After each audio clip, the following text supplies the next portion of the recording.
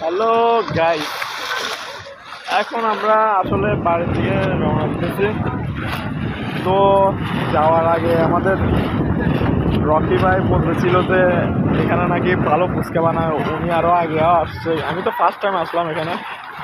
ওই রকি বলতেছিল যে এখানে নাকি ওরা ভালো ভালো ফুচকা খাইছে, ভালো ফুচকা বানায়। ওই জন্য ও বলতেছে যে আমরা যাওয়ার আগে এখান থেকে ফুচকা খেয়ে যাই। তো রকি ভাই কি বলো, ফুচকা হবে? সুন্দর জায়গা থেকে যাইতে মন চাইতেছে না, তাও যাইতে হবে, কারণ আমাদের কাজ করবে, ফিরে যেতে হবে, আমাদের বাড়ি ঘরে ফিরে যেতে হবে। তো রকি ভাই, আমরা এখন কি ফুচকা খেতে? ফুচকা খাবো, চলো। এখানে ফুচকাগুলো এমনিতে ভালো হয়। তো আমরা কি ফুচকা খেয়ে আমরা কি রওনা দেবো বাড়ির দিকে? হ্যাঁ, আমরা চলে যাবো, আর কি করবো, রাত তো হয়ে যাইতেছে। তো ঠিক আছে, তো আমরা ফিরে যাচ্ছি আমাদের নিজ নিজ বাড়িতে, নিজ নিজ শহরে।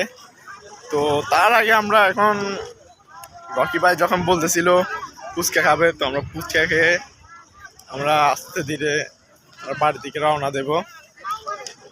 তো ঠিক আছে, আমরা যাই এখন ফুচকা খেতে।